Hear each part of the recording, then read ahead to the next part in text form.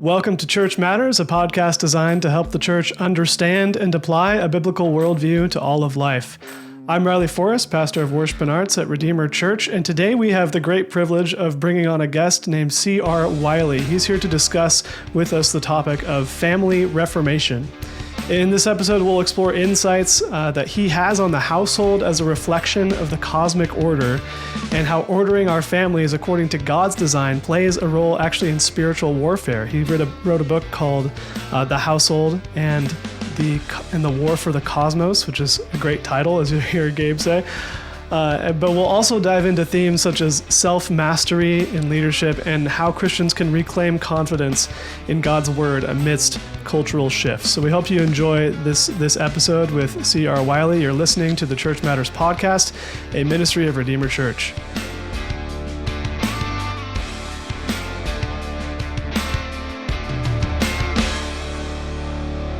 Hey, welcome to this episode of Church Matters. Here today with pastor, author, scholar, Chris Wiley.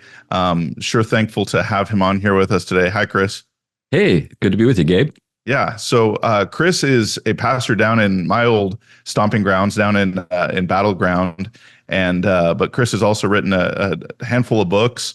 And I know one of the books that he's written that I really was influenced by, and one of the reasons I asked Chris to come onto the podcast is he wrote a book called The Household and the War for the Cosmos, which I've told him this now multiple times. He's going to get sick of me saying this, but one of my favorite titles of a book. It says Recovering a Christian Vision for the Family. And so as a church, we just got done doing a series where we were talking about God's vision for the family. And I think this book is actually a really helpful adjunct to some of the things that we were talking about in that series and that sermon. And so I'd certainly commend it to those of you who are listening. But I thought, what better thing to do than actually to hear from the horse's mouth, so to speak, get to talk to you directly, Chris. So we'd love to talk to you about some of this stuff. Yeah. Well, I talk about it all the time, so I'm ready to go. Yeah. Okay. Well, would you, I gave you a little bit of introduction, but maybe just give us, by way of introduction to you, Chris, give us a little bit of who are you, how you came to be interested in this subject. I think that would be a helpful start. Yeah. Well, I'm a pastor, as you noted, and I've been an author. This is actually kind of my second time around. Back in the 1990s, I wrote a bunch of books on other themes, and they're all out of print, and I'm not sure I even agree with what I said in those books anymore, so don't look them up. But anyway, so yeah, since about 2010, I've been addressing the themes that I'm known for now, which largely related to household and economics and stuff like that. I was a professor of philosophy for about a decade at a college in Boston. I've been a real estate investor. I've had commercial real estate holdings since 1994. I've been involved in the trades. Was a home improvement contractor for a time. I worked my way through seminary as a framer, so I know how to handle a worm drive saw and a hammer and that kind of stuff. So I've got a kind of a range of things that I've been involved with. You're an artist, a fantastic artist. I've seen some of your illustrations and stuff. Yeah, there's some of my stuff right there. Did you do the cover for In the House of Tom Bombadil, or is that something else? I did. Oh, that's cool. Yeah, that was me. Yeah. I didn't know if I just, they were talking about a cover, and I said, hey, I drew this. If you guys want to use it. Nice. So they did. So yeah, I mean, when I was a kid, that was my dream, was to be a comic book artist. And so I was in and out of art schools. I come from kind of a bohemian kind of background. My father was an academic, so we lived near college campuses, and this was back in the 60s and 70s. So everybody was tuning out and dropping out and all that kind of nonsense. And so my folks were all wrapped up in that. And my family got involved in Scientology when I was about 7 years old, 6 or 7 years old. Okay.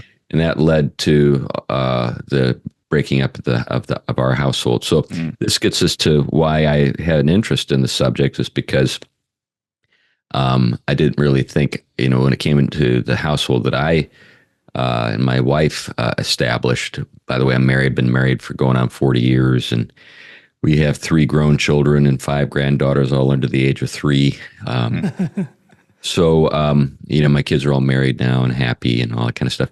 So, based on the fact that, I had a wife and kids, I thought, well, I better think about this, figure out how to do this. That's basically it, So I was actually at Harvard Divinity School when our family started to grow, and it was while I was there that I did a lot of work in the classical era.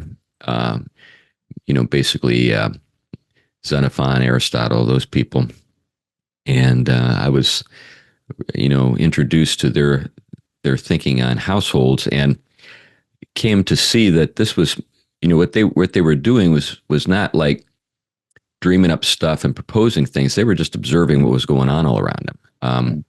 And they basically said this is kind of the natural way things are done. And if you want to do it well, these are the things to keep in mind. Seneca, Cicero, the Apostle Paul, they all had same things to say, but they didn't contradict each other. They just more or less put a stress on one thing or another. It's like when we think about the household codes in Colossians and Ephesians, which no one reads aloud from the pulpit anymore.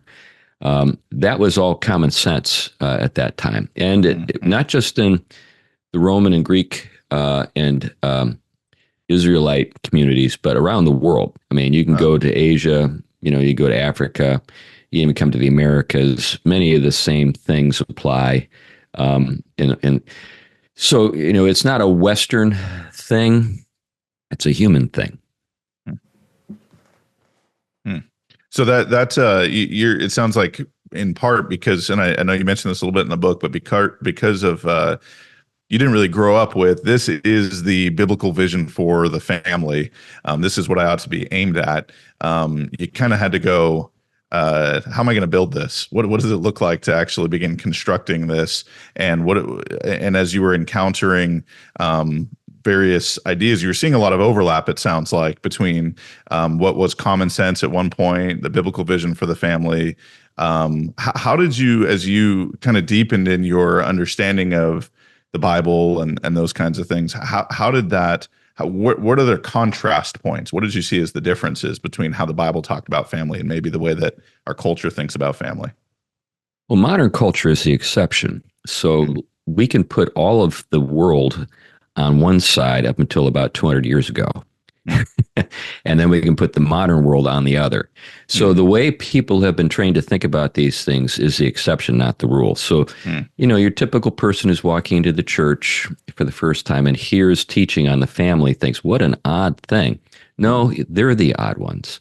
And that really needs to sink in. We have to really let that sink in, because what we are engaged in right now is an experiment that's failing on a global level. And people are unwilling to deal with that hard truth. You remember that line in what was that movie with Jack Nicholson where he says, "I want the truth," and he says, "You can't handle the truth." Yeah. That's really it. The modern world cannot handle the truth. Yeah. So there are truths about men, there are truths about women, there are truths about households and families, and we're in denial because we have a set of things that we want to be true that are simply not realistic. And we're dead set on pursuing those things at all costs. And that's why we have all kinds of insanity that we're dealing with right now. But you talk about the household being really important in terms of the war for the cosmos. Yeah. Why is the household, and you talk about it as a microcosm of the cosmic order. And when people think about cosmos, you had a really helpful distinction in the book where you talk about, it's not the Carl Sagan kind of idea of just space or something like that. The universe, it's not a synonym just for the universe. So how does the household, you're talking about, man, in the last 200 years, you could put the modern world sort of on one side and everything else. So how is that affecting the war for the cosmos? What is the role of the household in the war for the cosmos?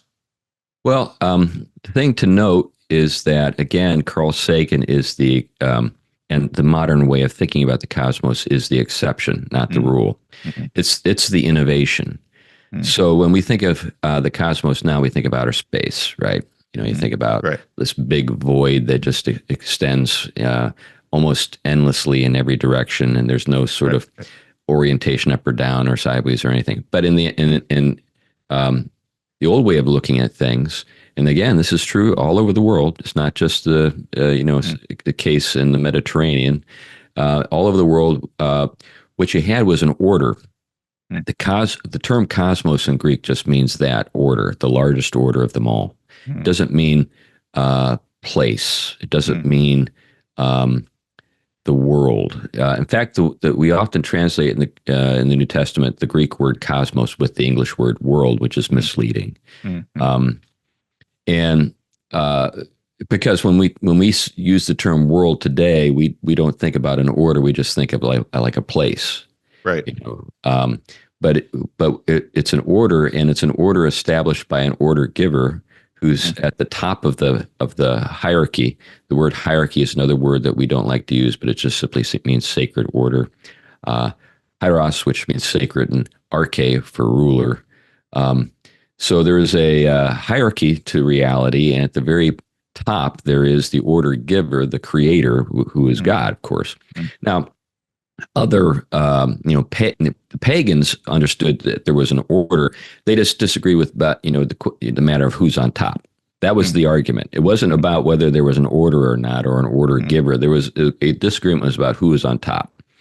So Christians said Jesus is Lord. Romans said Caesar is Lord.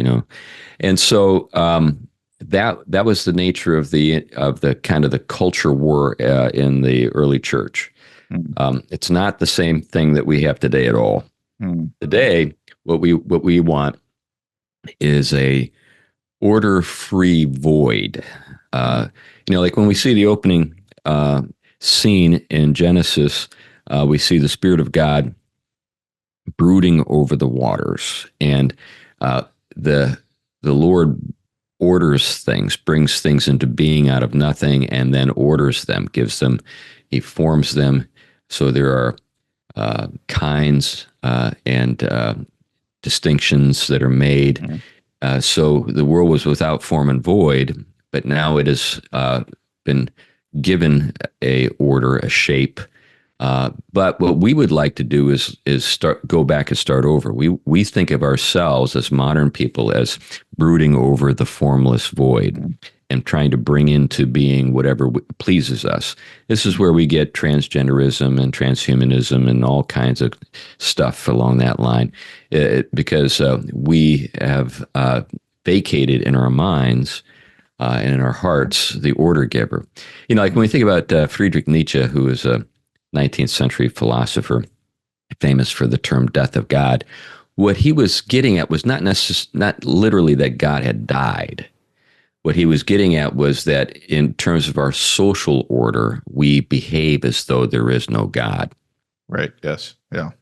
So when it comes to the household and the war for the cosmos, then if you don't have a God that is over the whole cosmos, and the cosmos is, I think, just another way of describing everything. Really, everything from the largest galaxy to the smallest microbe, and everything in between. So it's pretty stunning to say that the household has something to do with all of that. And why do you see, and I've read the book, so I think I have an idea, but just for those that are listening, why do you think that the household is so important when it comes to this war for the cosmos?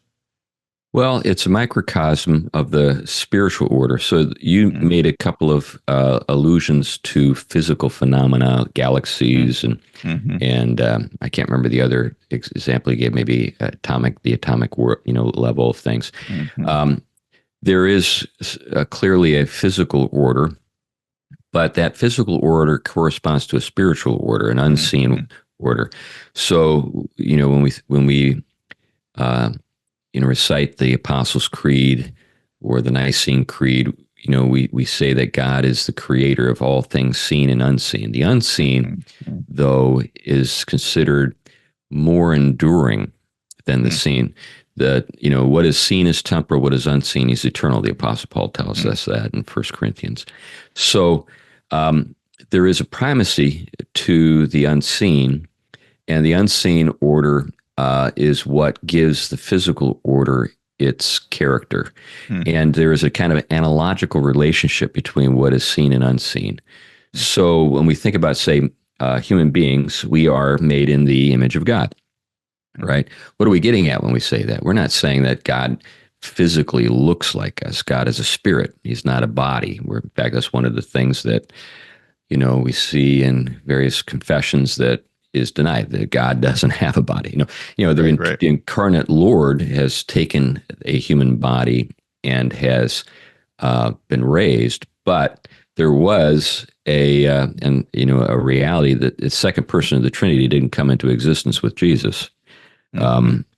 So the second person of the Trinity is the Logos, the ordering principle of all reality, and the one through whom all things were made. So we see that, so there are three passages in the New Testament that have a cosmological character, and they're easy to remember: John 1, Colossians 1, and Hebrews 1. In each of those chapters, we're introduced to the Lord of the cosmos, Christ, who is the order giver, for whom all things were made. So all things came into being through him, all things are sustained by him, and all things were made for him. So he is the order giver, and is the very sort of constituent structure. He provides that structure to all things.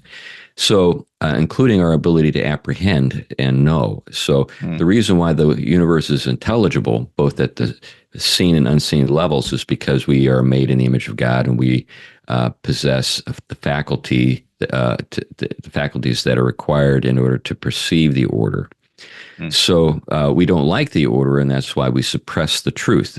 Another important passage is Romans 1. We suppress the truth in unrighteousness. So we don't like what we see. That's why we suppress it, because we would rather be in charge ourselves. That was the temptation. Go figure. Yeah.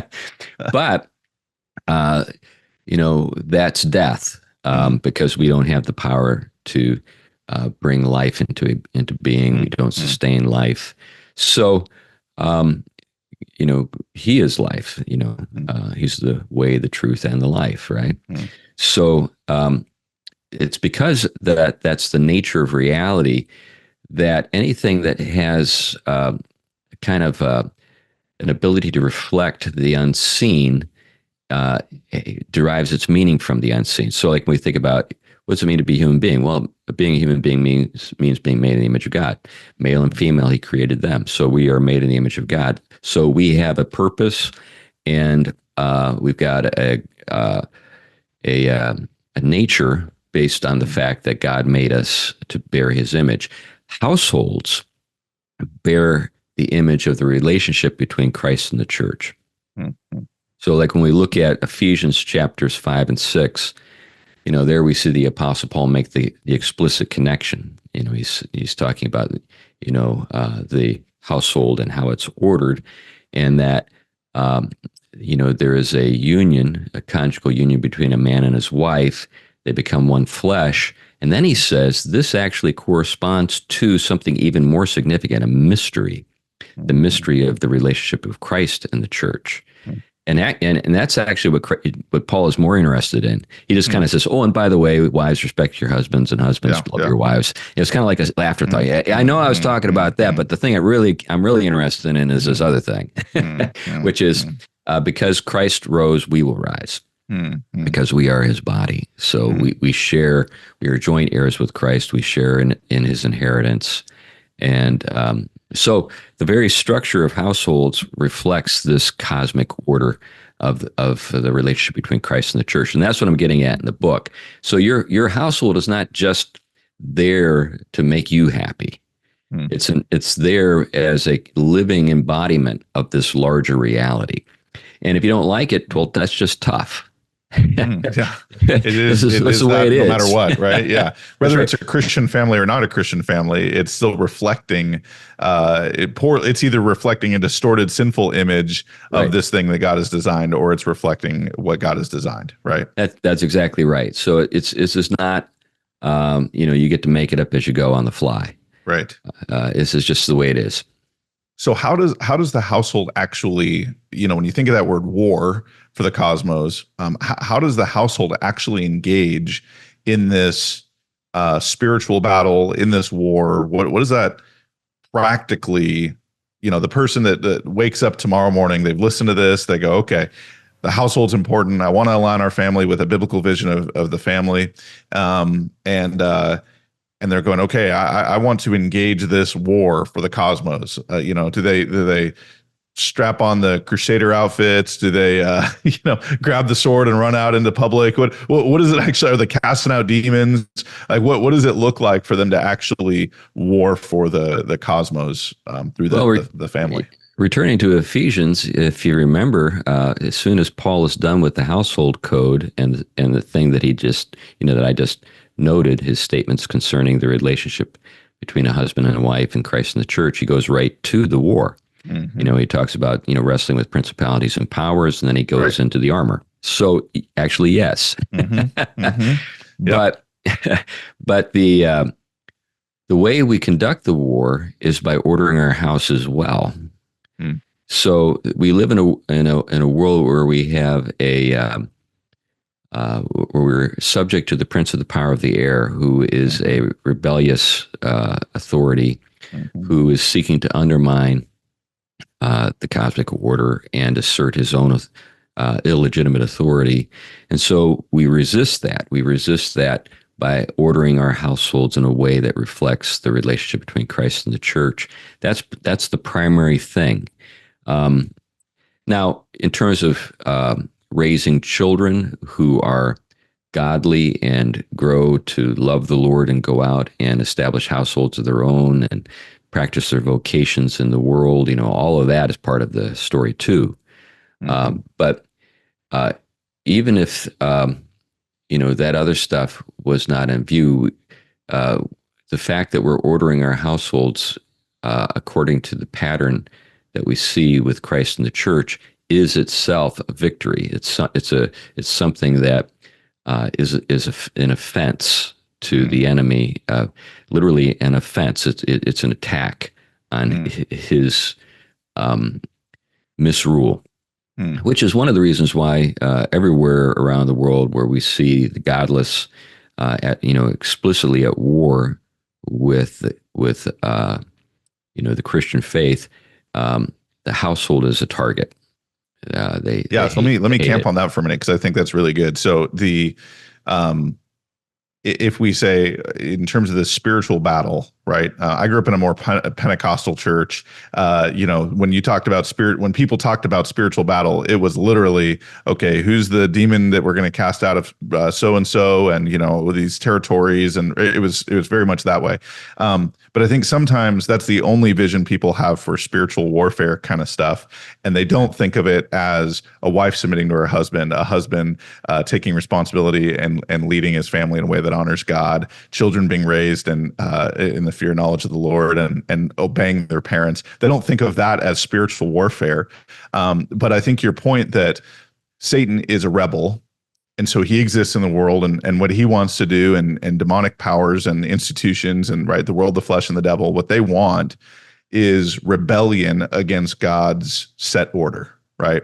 And so as we order our households in a way that actually God has designed them to be, that in and of itself is spiritual warfare. That is an active offense against the enemy. Yeah, and it goes even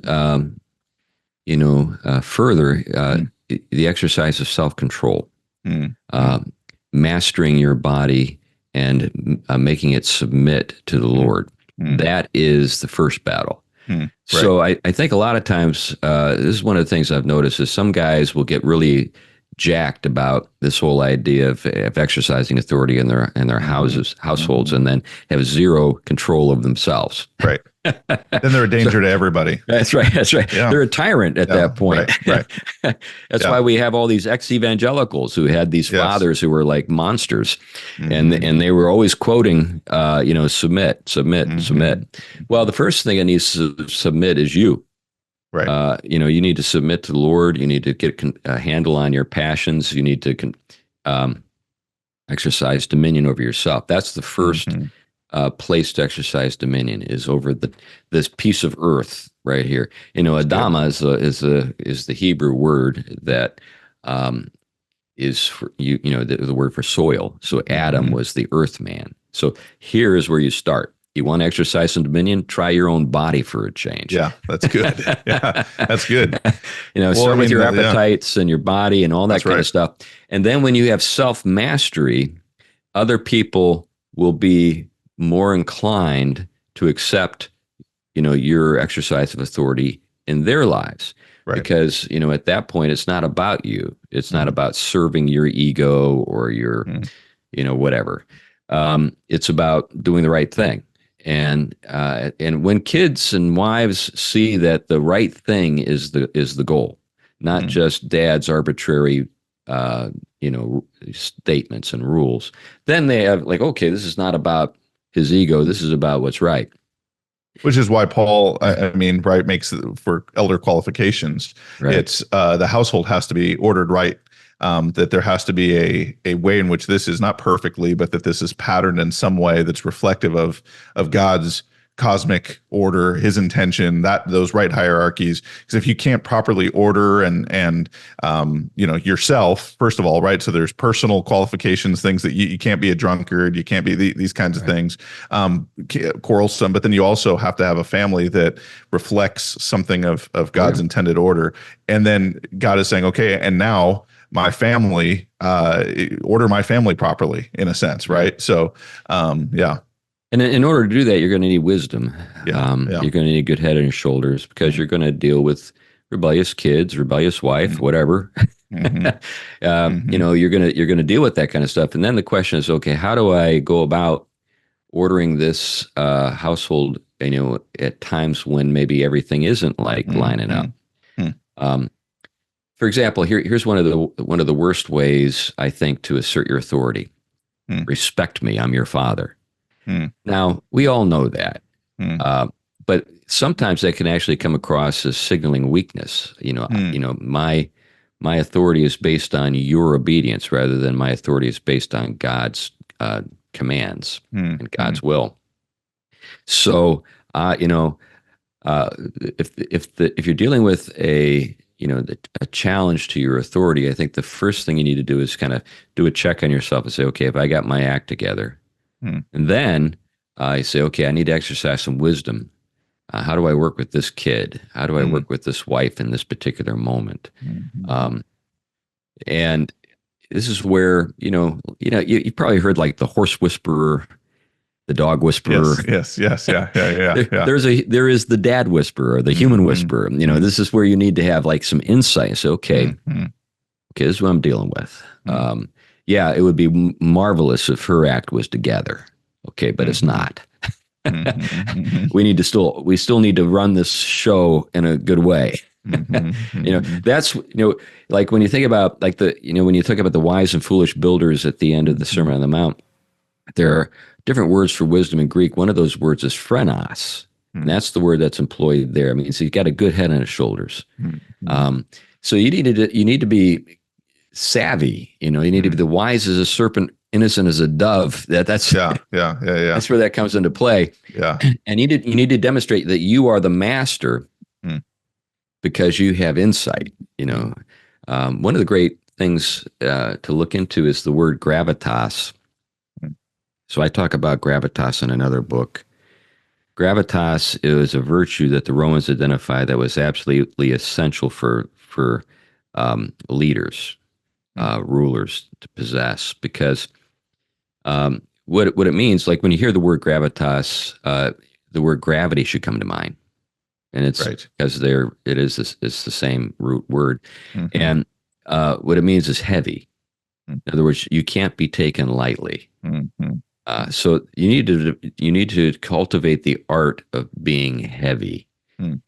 There are other interesting words. Guru is the Sanskrit for heavy, Mm. as well as kabod or kabod, which is the Hebrew for glory, means heavy. So in other words, if you can cultivate gravitas, you can't be taken lightly. So even if your kid doesn't want to take you seriously, they can't take you lightly. So how do we cultivate gravitas? Because, there's also the idea of heavy-handed, right? Yeah. Which is Right. kind of like, that's a way of trying to wrongfully elicit gravitas, right? You're coming in using your weight to really crush is I think how that picture we typically have with that. But how do you cultivate godly gravitas in your family as a father? Well, I think that there are, just the three words that I used give you some sense. Mm-hmm. I think there is, particularly with the word guru, which is a fascinating word, because when we think of a guru, I think of an Eastern mystic. Yeah, you might have some guy laying on a bed of nails or something. Yeah, right. Yeah. But it just means knowledge. That's what guru means. So when so like, let's say, there's just a practical problem. Let's say the lights aren't working, and you're the guy who knows what to do, what to look into, what to check, and everybody knows it. Everybody knows. Okay, Dad's an electrician. He's the guy that knows what needs to happen at this point in order to get the lights back on. Everybody defers to you at that moment. You have weight, you have gravitas, just because you know things other people don't. So at a practical level, the more skilled you are, just in is this matter of like living life well, the more weight you'll have with those around you. Your kids might even just kind of say, "I hate it, but he's always right." That's the kind of thing I'm getting at. Now, if you conduct yourself in a way that's in the interest of the people that are around you, and you use what you know for their well-being, their welfare, they'll love you for it. They'll respect you and love you at the same time, which is possible. It's not like these things necessarily are antithetical, Yeah. But if you put that knowledge into the service of the people around, and then you share it when it's when they're ready to receive it, and it's genuinely good stuff to know, then you're actually, this is another sort of paradox. The more you give, the more you get. If you get my drift. If you're selfish with what you know because you're afraid that people won't depend on you if you give it all away, what ends up happening is you undermine your authority. I think too, if you're afraid that people will take you lightly if you sort of like acknowledge that you were wrong, that will also cause them to take you lightly. So there's a paradox with that. So like if you have done something that's dumb, and everybody in the room knows it's dumb except you, right? You look really dumb. You lack self-awareness, right? That's right. You can't really follow a leader that isn't aware of the fact that they fail also. Yeah. Right. Yeah. So if you say, "Yeah, that was pretty dumb," yeah, right. Sorry, I did that. Or sorry, I said that. That was wrong. But then at that moment, you acknowledge that there's an authority above you, and that's exactly what you want. You don't want you to be the final authority. You want to be the middleman. You want to be the guy who represents the higher authority. And so if you are the person who represents the higher authority, people can respect you because they know that it's not just, beginning and ending with you. So you're a pastor, and so you know as I do that people have made all kinds of messes of their families. Most people aren't, even people listening to this aren't necessarily starting out with blank slate. Here we go. Okay, everything's nice and tidy and clean. Here we go. They're building an airplane while they're flying it, and the wings already on the wrong way, and all this kind of stuff. And so, what do you typically as a pastor? How do you try to help people reorient or rebuild or the family practically, if they're feeling just like, man, our family's too screwed up, it's too late. What kind of counsel do you give in those situations?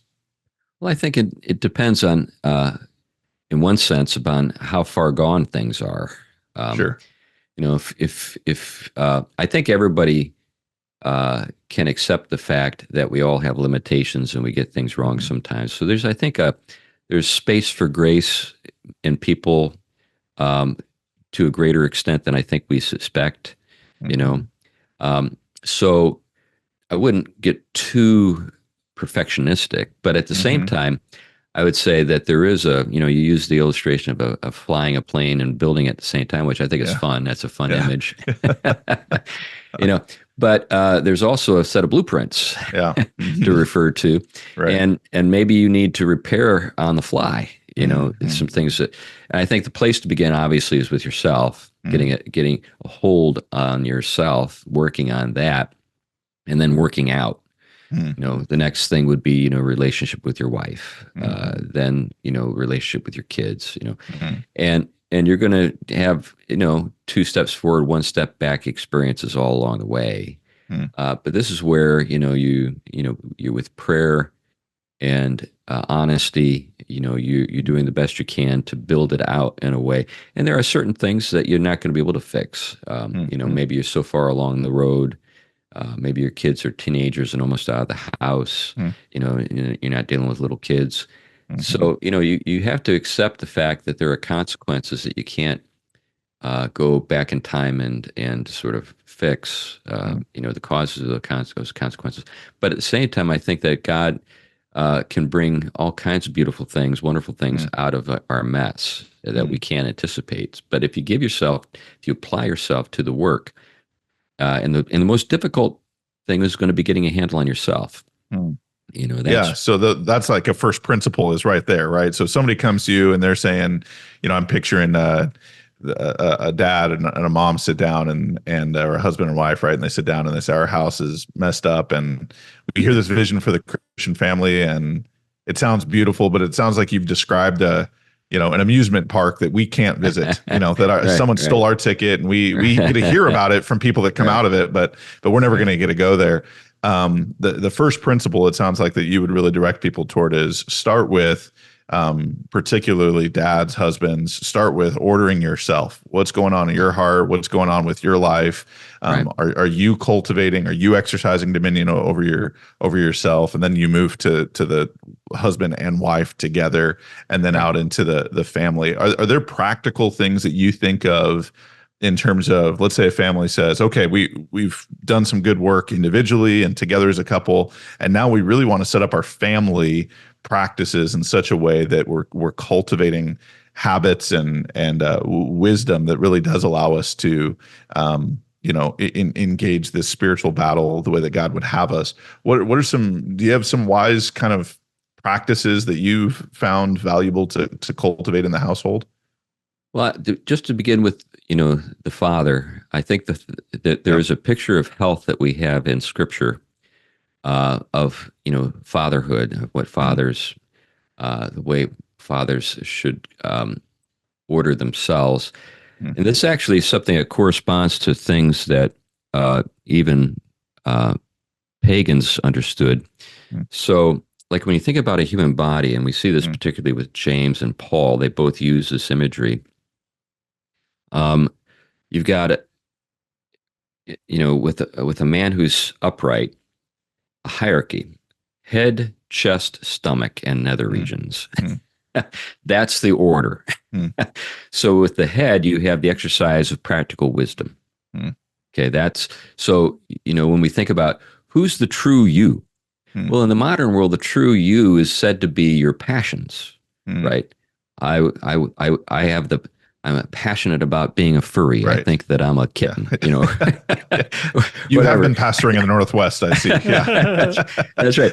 But that's just stupid. And even people who are furries know that's stupid. Yeah. But, the true you is not your passions. The true you is your faculty for moral and informed judgments. And now what what's tricky about that is that you can lack self-awareness when it comes to this, but you exercise judgment every day. So with the quip, don't be judgmental, it's just stupid. Everybody's judgmental. When I go to the restaurant and I pick out something to eat, I think that's going to be good. I'm exercising judgment. Right. I'm exercising judgment all day. Yes. That man looks dangerous over there. I'm going to stay away from him. Yep. So you can't get away, but you can be unaware of because it's like when you look out, your judgment is like your eyes. They look out upon the world, but they're not self-aware. It's when you come up against, come before a mirror that you say, whoa, there I am. And what does James say the law is? It's a mirror. We see ourselves in the mirror of the law. The law reveals to us, our sinfulness. The law reveals to us God's holiness. We, when we encounter the law, we see ourselves for the first time. Right. And then, James says, and then you walk away and forget what you saw. Yeah. That's not good. You should remember what you see. You're right. But anyway, so this is the faculty that is the true you, the faculty of judgment. And so your judgments will be judged. That's what, Judgment Day is about. You're going to be judged for what you just say is good and not good. So like when you think about the Garden of Eden and temptation, what you see revealed in that story is that Adam and Eve judged God to be unworthy of their obedience. Satan, the accuser, calls into question his integrity. The real reason why he doesn't want you to eat this fruit is he's insecure. He's threatened by you. If you eat this fruit, you'll be like him, and he doesn't want that because you'd be a threat. That's obviously a lie, but they believe it, and they judge Satan's counsel to be more trustworthy than God's commands, and that's what is judged. Their judgment is judged. So our judgments will be judged. Now we have affections. That's the chest. These are the things that we love, that we long for, that we live for, and we can order those. Unlike the LGBTQ alphabet soup people and what they say, that's not who you are.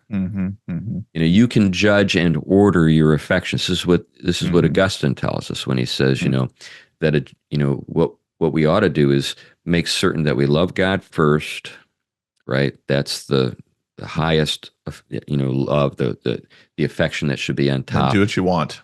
Yeah. And then everything else is ordered underneath that. Yeah. And then your appetites, your stomach and your nether regions, they should be in service. They should serve your affections and your judgments, right? So you should be ordering your appetites and ordering your affections through the exercise of informed godly wisdom. That's judgment. Wisdom is judgment. So that's how you should be ordered. Now, if you can't say, you've got your act together, you need to get your act together. Yeah. And there are techniques for doing that. Prayer and fasting. I'm a strong advocate of fasting. So what fasting does is it exercises your capacity to control yourself. It's not the whole story with fasting. We see references to fasting that connect it to mourning, like when we see David when he's mourning over the loss of the child, or when the Lord says, how can you expect my disciples to fast when I'm here with them? They'll fast, but not today.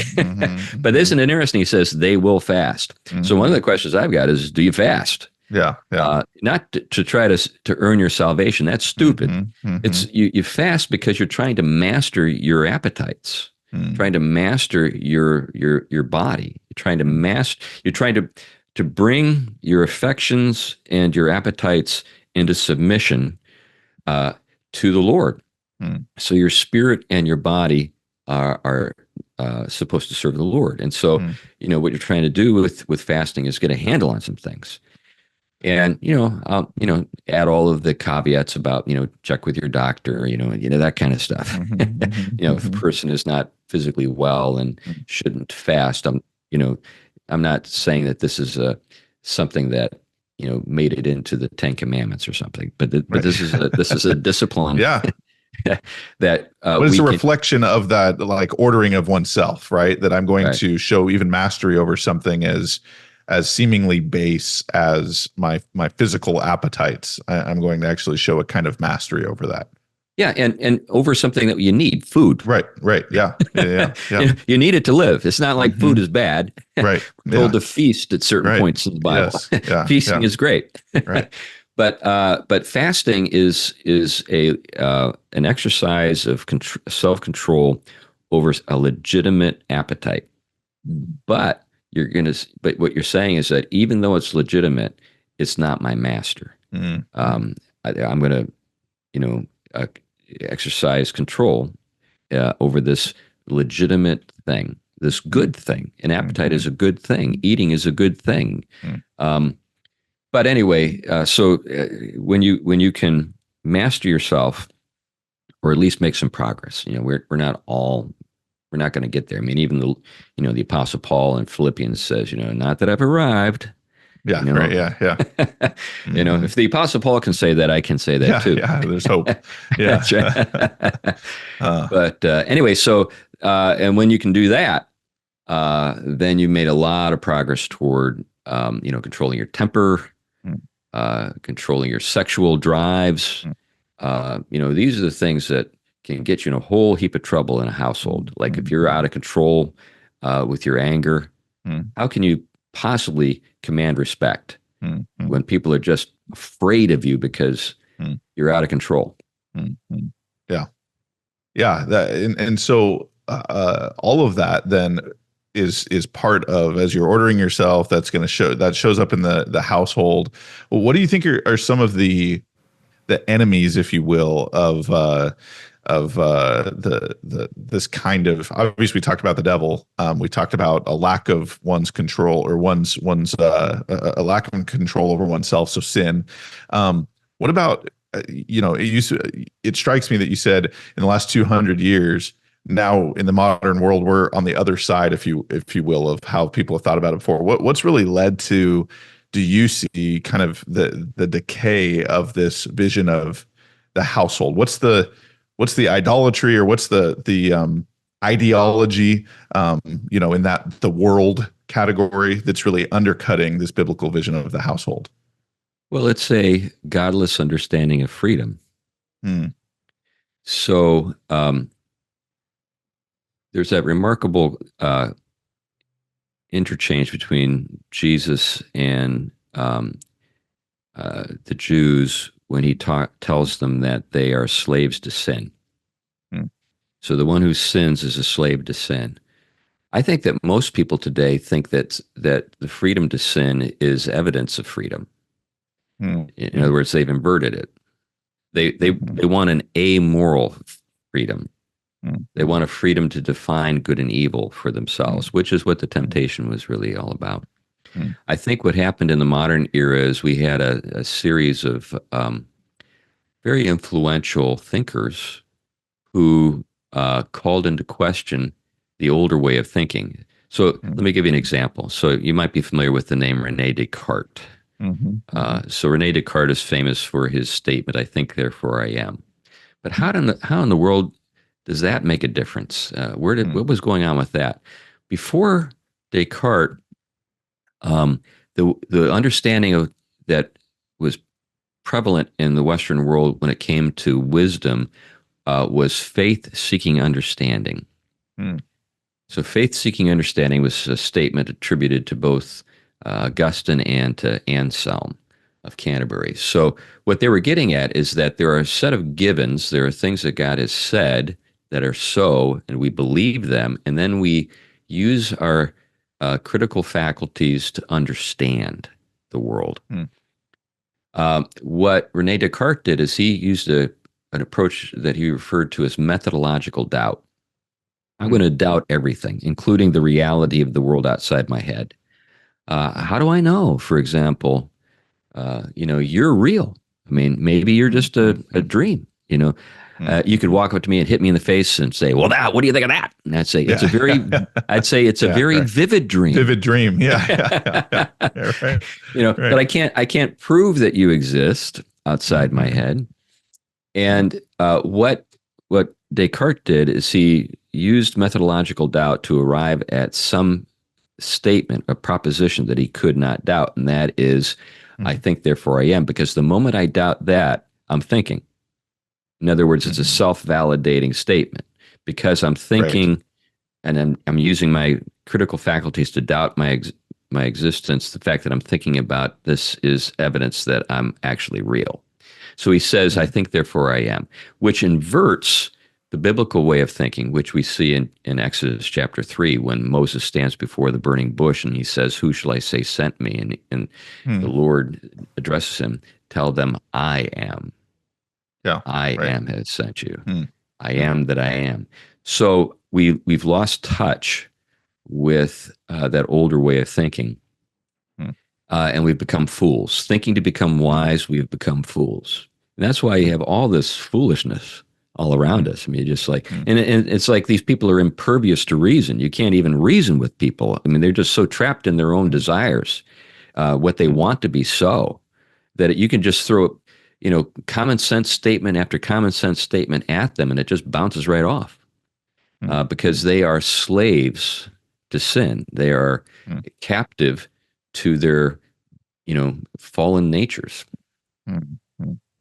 So as the church, and obviously you wrote this book, I assume to try to speak to the reordering of the family, and so that Christians would be more effective in this conflict, in this war for the cosmos. And so as a church, what do you think our role is? Is what do you want the church to kind of grasp and say, okay, look, if you guys would just get this, this would make a difference. This would get us oriented in the right direction. It's not the whole thing, but it would get us going in the right direction. What do you want us to know as it relates to this? Well, this is something I've thought about a lot and written about. I want us to get over the need to be relevant. Mm. That's the dumbest thing you can possibly do, is strive to be relevant. Because what does that imply? That means that uh, people who don't know anything establish the standards for truth. Mm. So we go out there and we say, what do you like? Mm. And they tell us all kinds of goofy stuff, and we give it to them, thinking that by giving them what they want, we'll be able to win them to the truth. Mm. What we need to recover is our apostolic confidence. Mm. We need to be, like the apostles who come on the scene and say, I know something you don't, and you need to know it. And here it is. Jesus is the Christ. He rose from the dead. He's going to return and judge the world. You better get your act together. It's just like a meteor coming from outer space, and it doesn't matter whether you like to believe it or not. It's just the fact of the matter. This is what it is. It is what it is. So we need to recover our apostolic confidence and teach the world. We don't need to listen. Whenever I hear, liberals talk about we need to be better listeners, I'm like, well, are you listening to the scriptures? We have something to tell people they don't know, and they need to know it. Now, the reason they don't know it in part is because they're suppressing the truth that they already do know. That's characteristic of a fallen mind. But God has a way of getting your attention, as the Apostle Paul learned on the road to Damascus.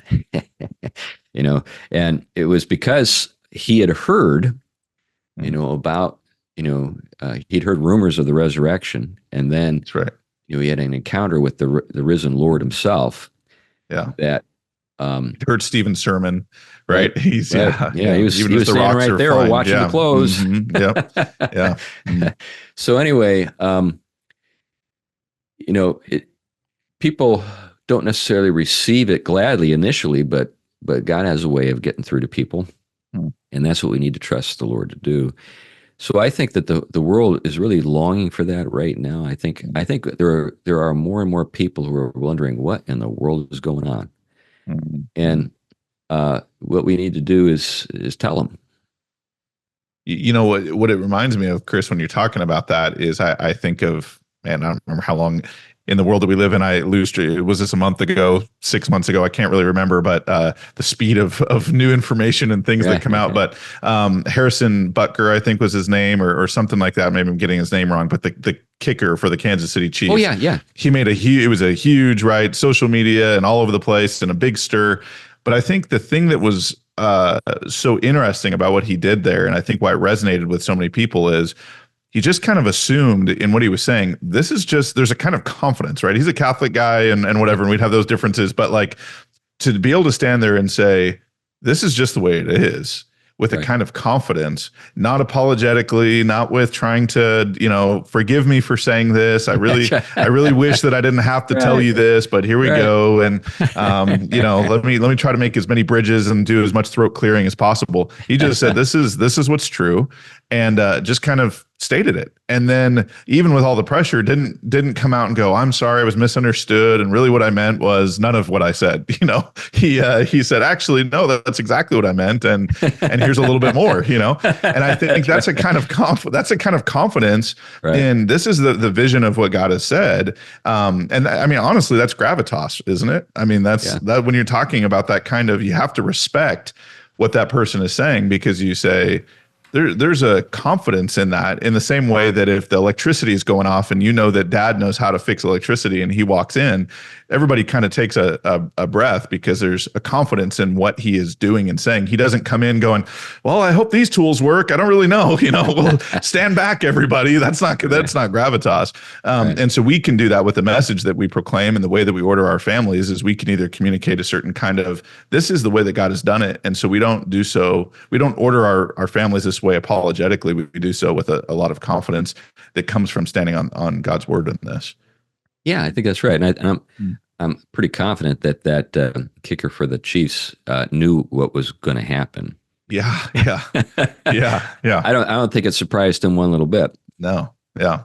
And even with that, he still didn't stand up there and kind of wilt, right? And he didn't do so. He didn't do so bombastically. That's the other way to I think sometimes communicate a lack of gravitas might be to kind of almost cartoonishly try to get people to really to whip them up. And it's really just a way of giving yourself confidence. If you can really it's just another way of feeding off of, okay, I can say what I'm saying because everybody's responding favorably, and you can do that through humor or through whatever. But gravitas, I think, is reflected when you just say, this is what's true. Here we go. So you made an interesting connection there, sort of a creating an antithesis between humor and gravitas. That's actually a really important thing, because the word levity means, to make light of something. Yes. Yeah. And to be, to have be able to,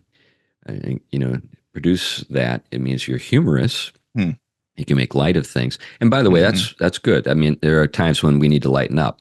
Right. Yeah, sure. Yes. Yeah. Just lighten up, everybody. This is not as serious as it seemed. That's right.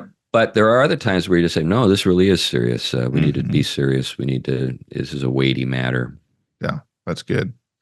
Well, Chris, this subject, I think, is one that as Christians we need to think about more. And I think what I love about talking about this and sort of this cosmic scope of something like the family is, to most people it feels so mundane. It feels just kind of like, people don't think in terms of what's the mission of your family, right? They don't think of, they don't connect changing diapers, preparing meals, fixing things in your home, doing the household chore. Like, they don't think of any of that as connected to any larger vision. They just think of it as stuff you have to do. And I love the work that you're trying to do in that, to say, hold on, like all of that is actually part of ordering the household.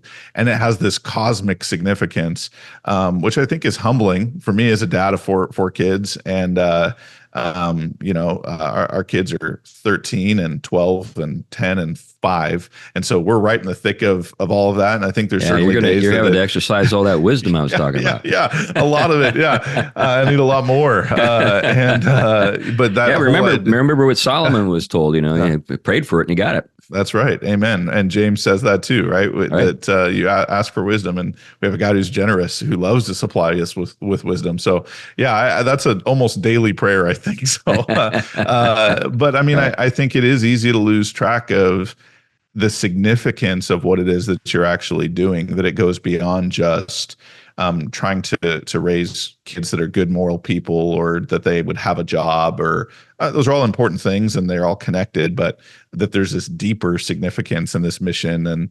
And I think more and more people are starting to, as our culture cheapens family, as our culture cheapens marriage, as our culture cheapens children and mothers and father, as it cheapens everything, I think everybody either goes, really, is this that there's not a whole lot of significance, or they say, okay, well, like, I guess it's cheap, so what does it matter? And so there's a lot of people with questions, and I don't want Christians to be those who are left without answers as to the significance of this stuff. So I appreciate you doing this podcast with us and helping us think deeply about some of this stuff, Chris. Yeah, well, thanks, Gabe. It's been great to be with you. And by the way, my second son is named Gabe. So you got a good name. Okay. Yeah, Gabriel is, my parents call me Gabriel. My wife calls me Gabriel, but I most often go by Gabe. So yeah.